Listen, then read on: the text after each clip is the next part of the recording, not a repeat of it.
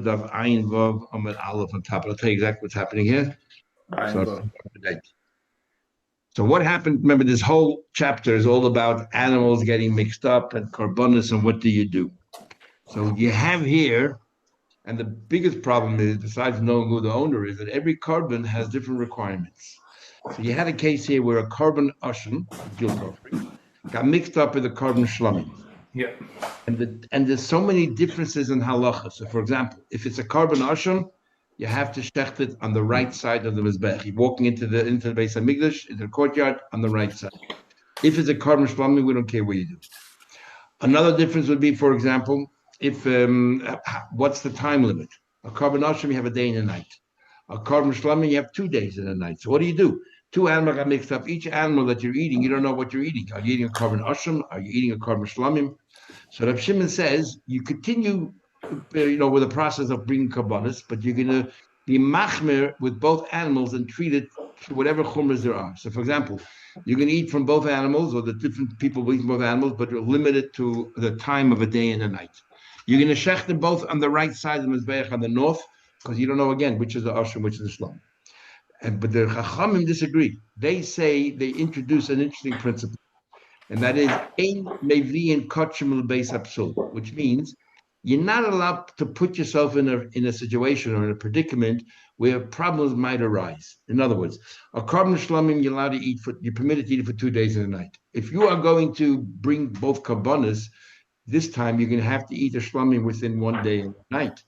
Problem is, you just limited the time, right, that you're allowed to eat it.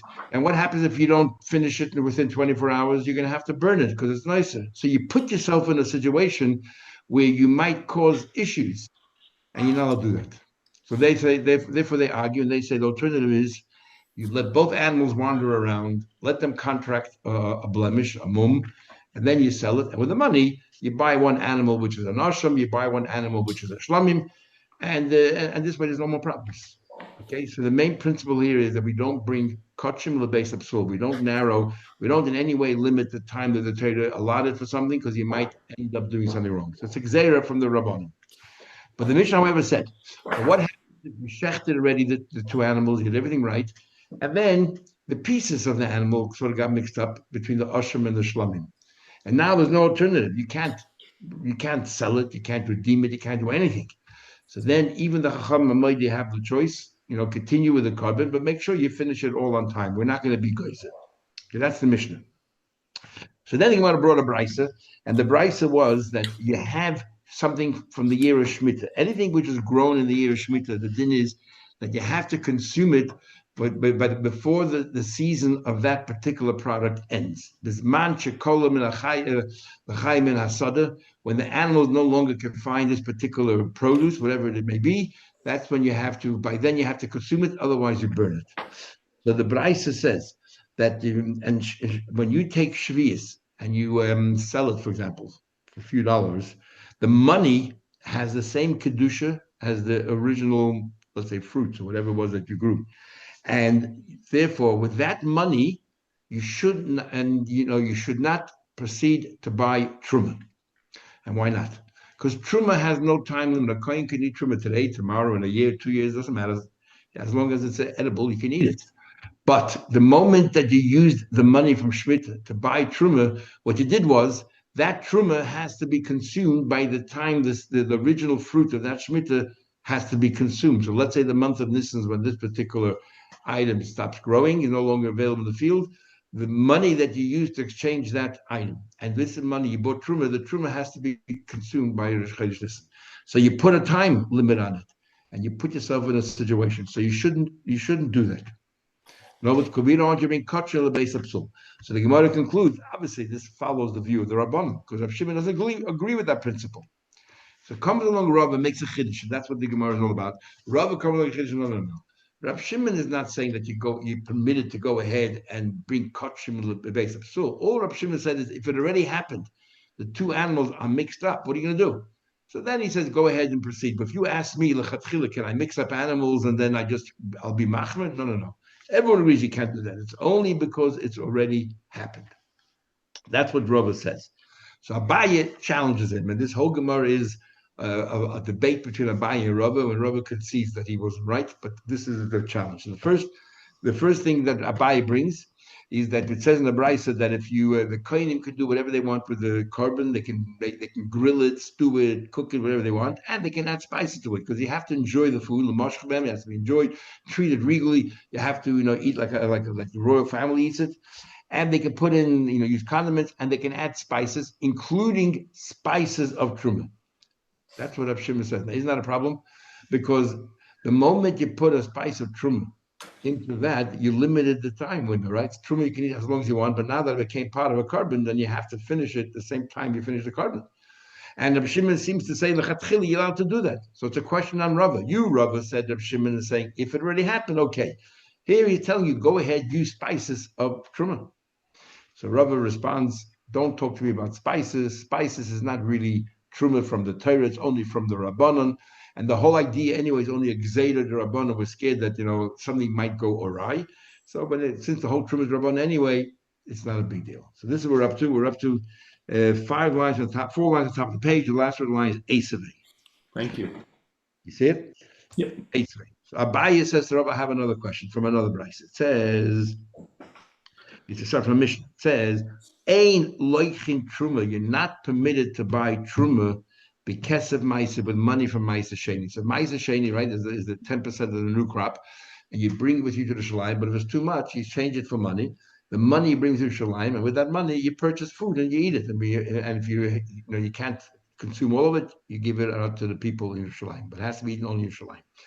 So it says over here, you should not use that money to buy truma.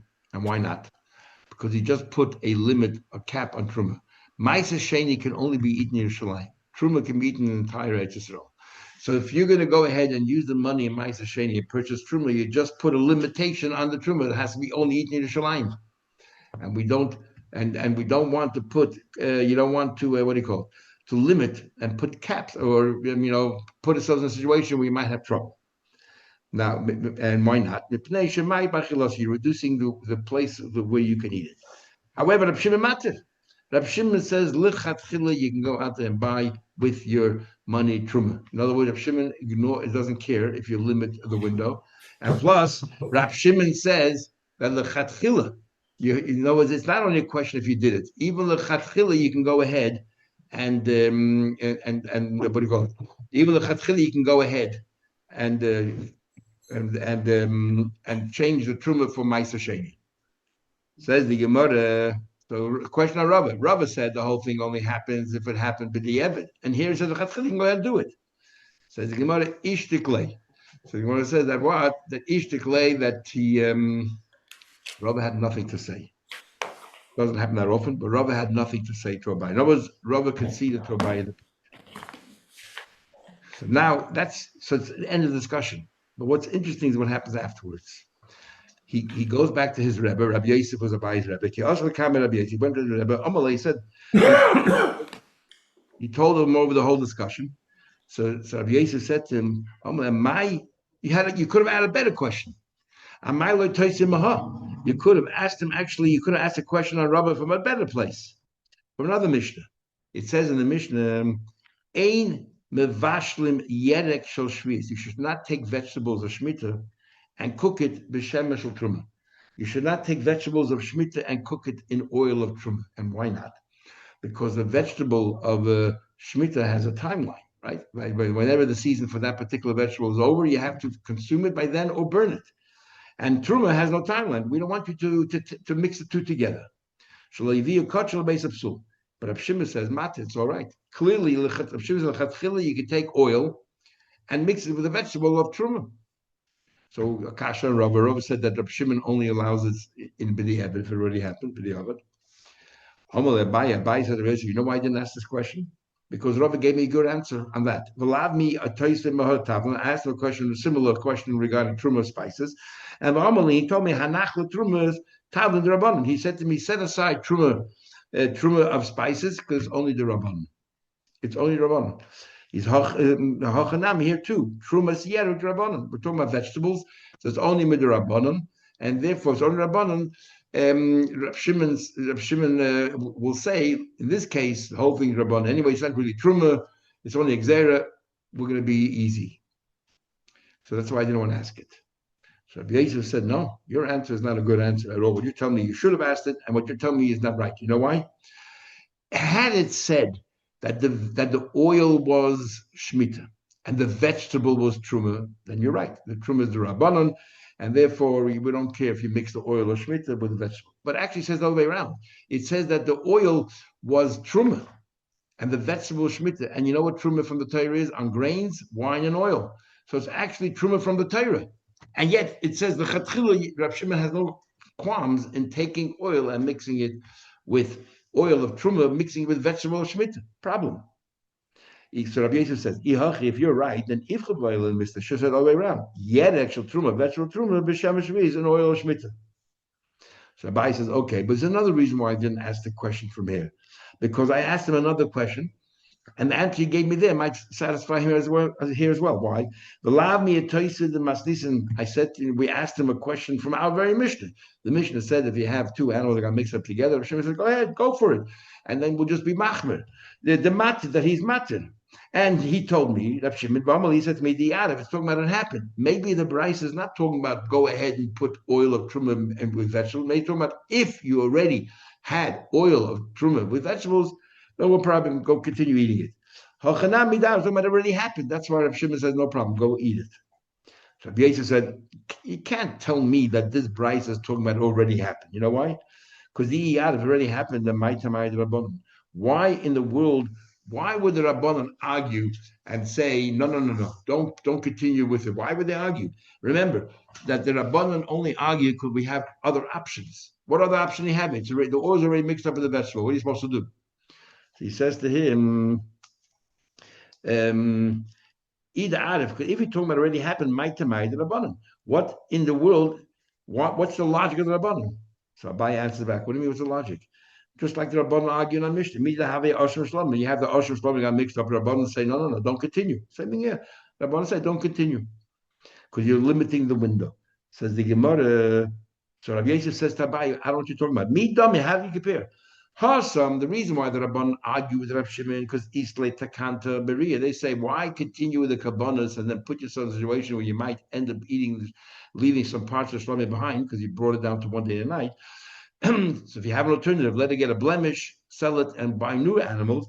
Oh, well, let's say here you have no. What are you supposed to do? There's oil mixed into the vegetables. There's nothing you could do. So therefore, why would the Chacham then argue with Rab Shimon here in this Mishnah? In fact, Haloi Dummy, if you want to compare it to anything, it's compared to Chaticha Shebechatichas. In our previous Mishnah, it talks about if the pieces of the animal carbon got mixed up with the other carbon, the Kivin lets the content, because there's no alternative solution, then we treat it the stricter version. That's exactly what this case of oil is, and everybody would agree. And yet we see there's an argument. And yet we see an argument of Shimon is mat, and others argue. Says the Gemara. So that's what Rabbi Yosef says to Abai. Why didn't you ask from here? Obviously, it's talking about lechatchila. It's not talking about it already happened because there's no alternative. What else are you supposed to do? And why would there be an argument? I mean, everyone would say, just go ahead and eat it quickly. Maskil Ravina asked, it cannot be the same Ravina that we know Ravina Vashi, because the Gemara told us that Rav Ashi was born the day that Rav passed away.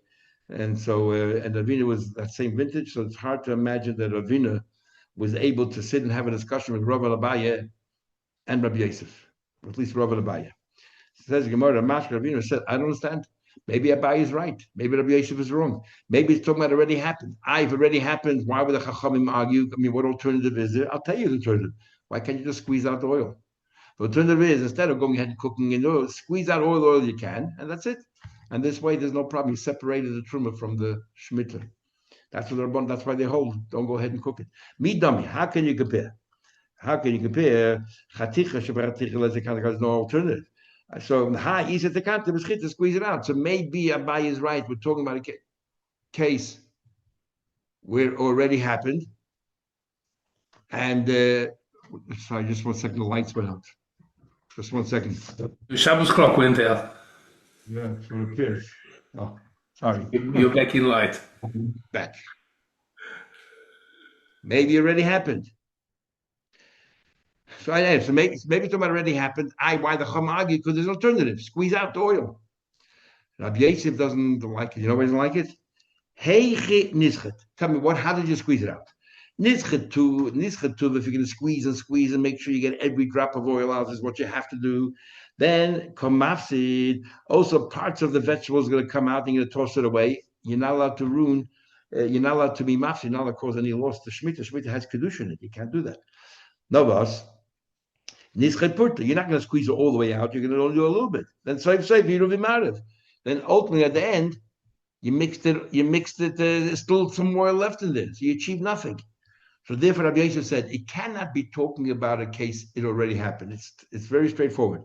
Rav Shimon says that you're allowed to take oil of truma and mix it with vegetables of shemitah, which means that he's not worried about the fact that you're limiting the time and you have to consume it by the time whatever the vegetable is over. We're not worried. So that's a kasha Rav.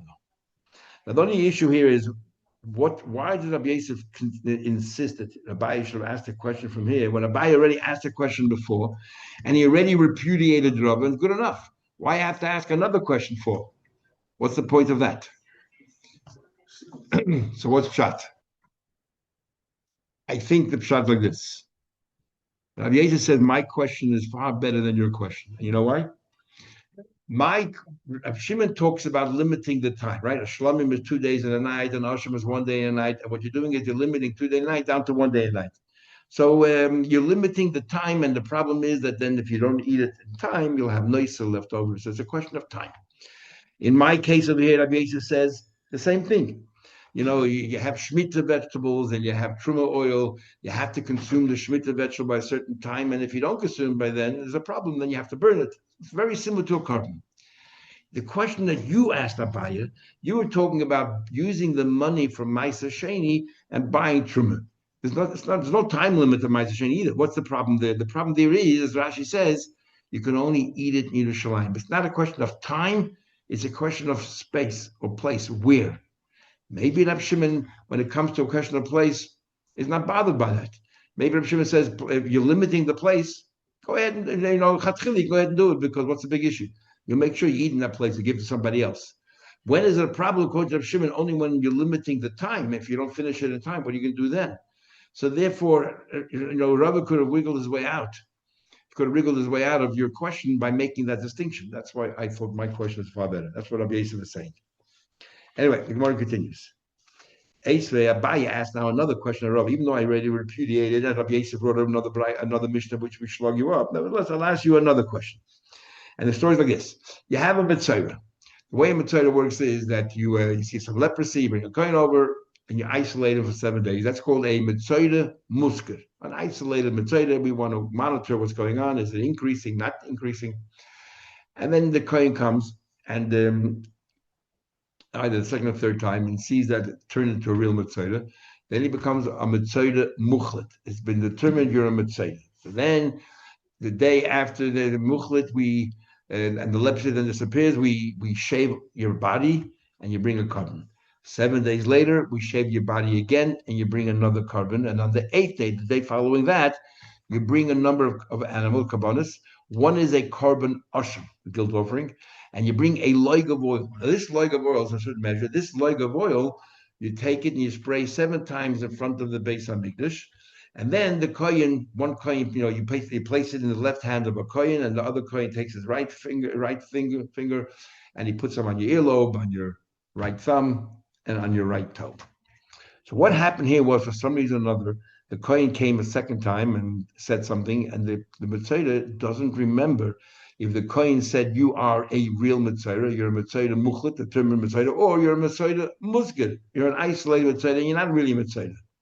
And the kohen's no longer around. What should he do? If he's a Mitzvah muchlet, he has to bring a carbon and a loig of oil. But if he's not a Mitzvah, you can't just bring a carbon if you're not a Mitzvah. You're bringing chulin in the Azara. You have no obligation. It's an Avera. So what does he do? So the solution is he brings a carbon and he sort of makes a tanai. He says, well, if this is really, if I'm a Mitzvah, then this is my carbon asham. But if I'm not a Mitzvah, then this will be an offering. I'm giving an adab. I'm giving an adab. So the Bryce says, it says as follows. It says in the Bryce that Rav Shimon says, Lemachras, the 8th day, after he was determined to be a Mitzvah, the 8th day, maybe Ashamai, he brings his Asham, the Loigoim, he also brings that Loig of oil. This is what he says. If I'm really Mitzvah, then Hareze Ashamai. This is my Asham, this is a Loigoy, and this is my oil. However, if I'm not a Mitzvah, then Asham Zeh Shal Mein Nedava. Then this Asham is merely a Nedava. And the problem is as follows.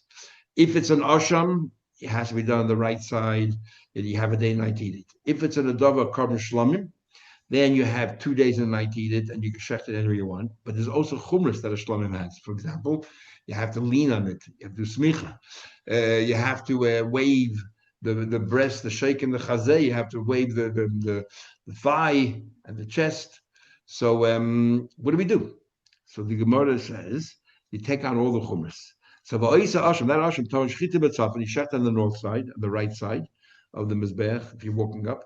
Umaten b'hainis, and you treat it like a mitzvah, so we have to go ahead and spray the oil, and we also, put blood also on his earlobe and all that.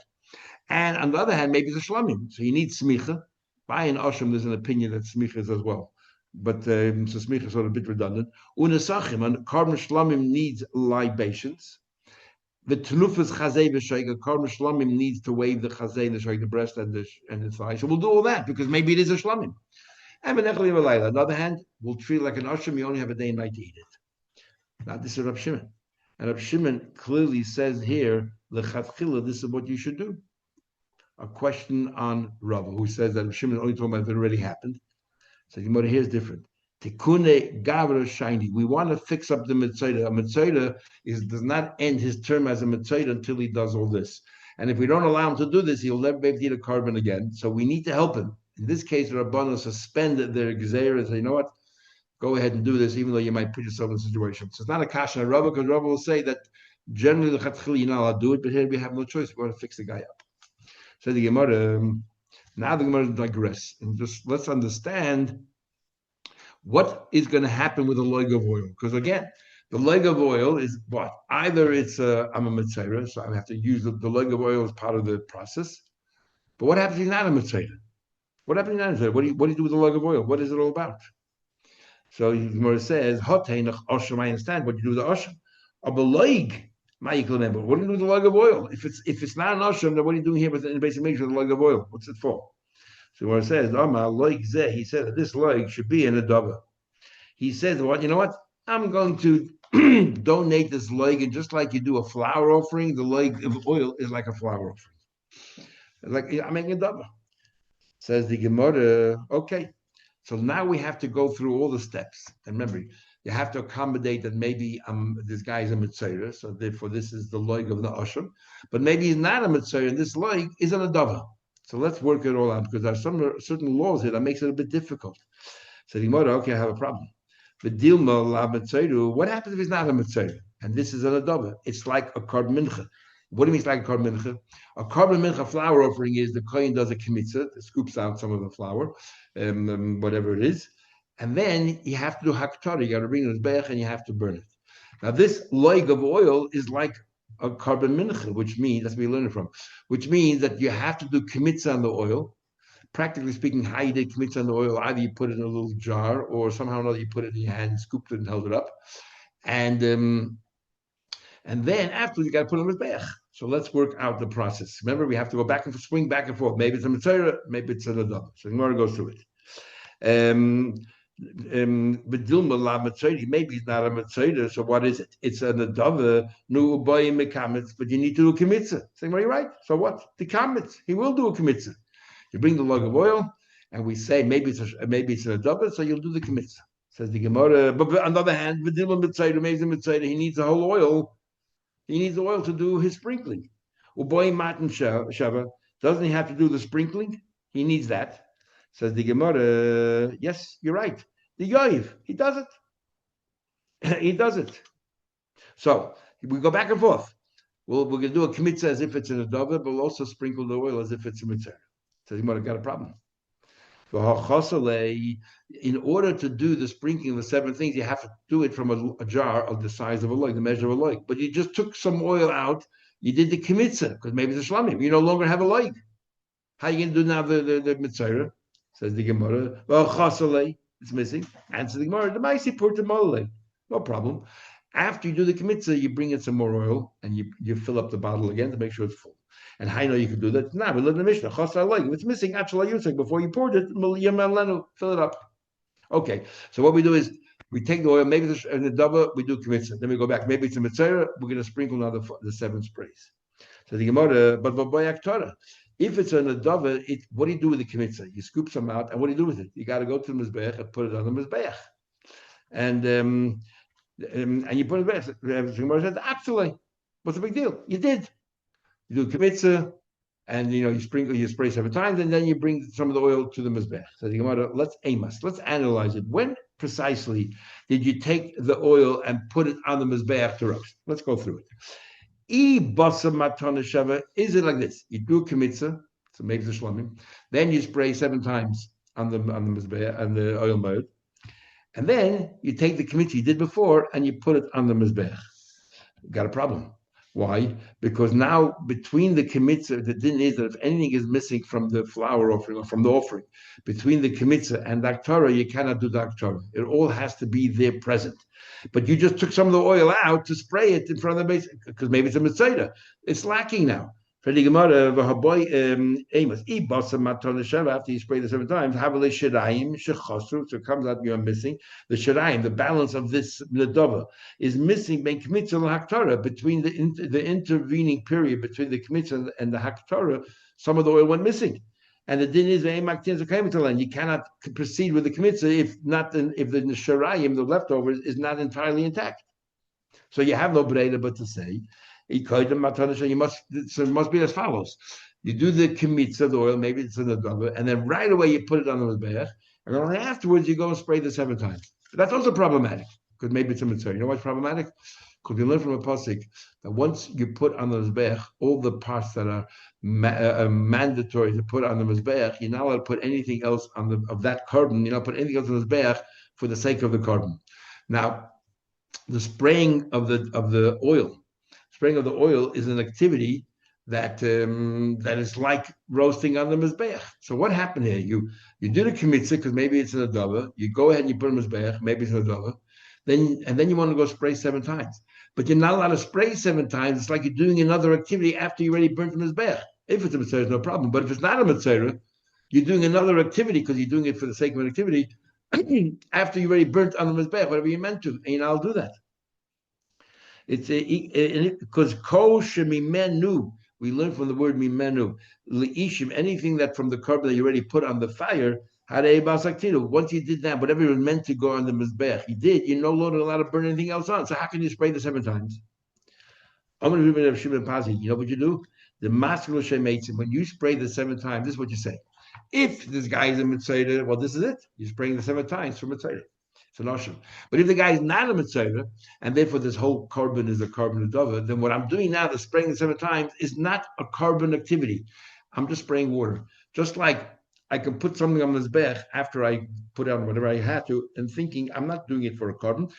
I'm doing it to increase the fuel for the fire so that it should burn better. That you're allowed to do. So the same thing over here. I'm saying it's like I'm spraying it for water. So the Gemara, how you know I do that? The time we learned, Rabbi Lozer says, it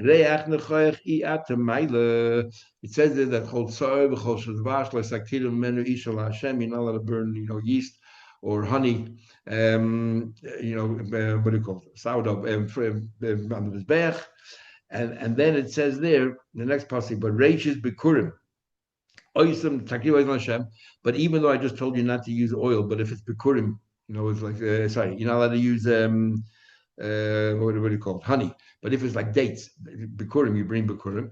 And I told you not to bring, yeast and all that. But if it's a shter lechem, 2 loaves of bread, you bring it up. But then it says, but to the mizbeach, in other words, all of these things that I told you before, don't bring on the mizbeach itself. But that's only if you did it to be a carbon. But if you put a mizbeach to be firewood, you're allowed to. You're allowed to bring it as a carbon. You're allowed to bring it up as firewood. Says the Gemara, but I still got a problem. I tell you the problem, interesting problem. You put the oil, you did kmitza, all right? You did kmitza, and then you went ahead and you burnt on Mizbech, and then you took the rest of the oil and you were going to spray it on the front of the oil mode. But we said you have a problem, it's lacking in oil. So we answer, you fill it with more oil. So the problem is, what happens with the rest of the oil once you finish all the activities? The kohen eat it. By a mitzvah, the kohen eats the balance. By a offering, the kohen eats it. That's part of the mitzvah, that the kohen should eat it. So the question is, you just added more oil. The kohen can only eat the balance of the oil because you did a kmitza while all this oil was sitting there in that keli, clay sharis, that vessel, and then you did a kmitza. The kmitza enables you to eat whatever's in the vessel. But in this case here, you added more oil after you did the kmitza and after you put on mizbech. So that means that if this is mitzvah, doesn't matter. Who cares about what you did on mizbech? It wasn't part of the carbon. But if it's actually on the dover, comes out that the kmitza was not enabling the oil you added on after the kmitza. You filled up the jar further because you took some oil out. That additional oil was not included in the kmitza. The kmitza doesn't allow that. So how can the kohen eat it? So the Gemara says now, and that's part of the avodah that the kohen has to eat it. So the Gemara, the boyu melanu. If you want to answer, you have the leftovers that you had to fill up. And now the ika hach put, you have a little bit of oil. That the kmitza was not coinciding with it because you put the oil in after you poured the oil in after you did the kmitza. So the Gemara answers departingly. This is interesting. This is what the din is, that you cannot redeem a carbon if you made it kedushas haguf, that you said the animal itself was holy. But if you said that the value of the animal is holy, then you can redeem it. So this is, the animal itself is holy, you can never redeem it unless it has a mum and all that. So this is what we do. You say to yourself that I'm adding more oil. If this is a mitzvah, so this, I need to add more oil so that you could use this oil as part of the carbon, then this is called kedushas haguf. It itself is holy. But if it's not a mitzvah, if it's an adava, this additional oil is not part of the carbon. So this additional oil is merely kedushas damim. The value of that little bit of oil I'm making holy. The oil itself is not holy. Therefore, it's not part of the carbon. And then I redeem that little bit of oil on money. So I'm able to transfer kedushas damim. You can transfer to exchange it for money. So that is how we do. We go back and forth between perhaps it's a mitzvah, perhaps it's an adava. So the Gemara, okay, let me ask another question. The particle heicha, where exactly did you redeem it? So on. If you were standing inside the base of Mikdash, you added this little bit more oil. He said, look, this little bit of oil, we got to redeem it because in case it's an adava, then this oil is not really part of the carbon. How can a kohen eat it? So let's redeem it. So what happens? So what happens to that little bit of oil? When you redeem it, that little bit of oil becomes chulin. And we have a rule, you're not allowed to have chulin inside the base of Mikdash. How can you have chulin? You just did an avera. So when igavoy inside this midrash, come out chulin azara. You just brought chulin to the azara. I avroi. So then what? You took the whole jug of oil outside. You filled it up there, and you did the redemption there. But the rest of the oil, which is part of the carbon, you're not permitted to take it outside the base of midrash. And you did. You just ruined the whole carbon. I avroi if you just ruined it by taking it out. Says the Gemara, la'olam gavoy. It's talking about inside the base of midrash. You did it inside. I had a problem, but now with the part that you redeemed might be chulin. The chulin memela havi. You know when chulin is a problem, you're not allowed to bring it into the base of mikdash. But here you brought it in when it was holy, and now while it was in the base of mikdash, you took away the holiness and you transferred it something into money, and it itself became chulin. That isn't the very. It's bringing it in, not if it happened while it's there. Says the Gemara.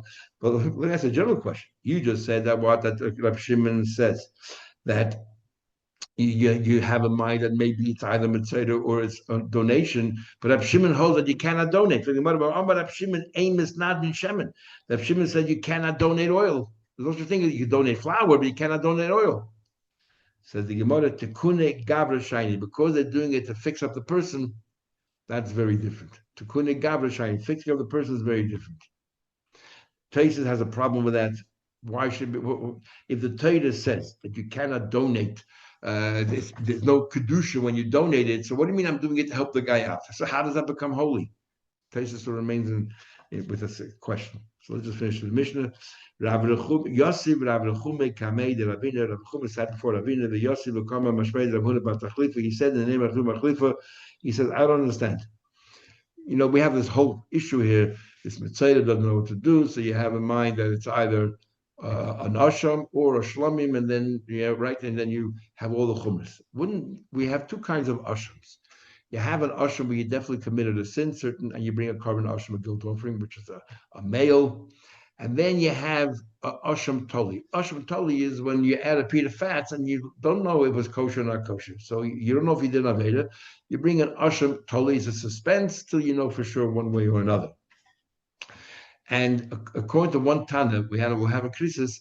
He used to every single day bring an asham toli because he says you get what do you call it? It's inevitable that you did some kind of possibly did some kind of aveda. So bring everything asham toli. Someone else argues with the Tana. We don't know who that someone else is, and says no. You can only bring an asham toli if you know precisely what the suffix aver is. For example, you ate a piece of fat. Kosher, not kosher. But you know what you did. But if you have no idea that you did any Aveda, just assuming you did Aveda, you don't bring such a carbon in. So he said, I don't understand. The problem is that a carbon Asham and Shlom are so different. So why don't we just say like this? Either it's an Asham or an Asham Tali. Let's say that this animal is an Asham if I'm a Mitzvah. If I'm not a Mitzvah, it's an Asham Tali because every day I must have done something wrong. And what we gain by doing that is the laws are exactly the same. Both of them are done on the right side. Both of them only have a day and a night. Both of them do not have the Sachim. Both of them you don't worry about the Chazay V'Shaik. Perfect. Be exactly the same halachas. You don't have to worry about chumras or anything.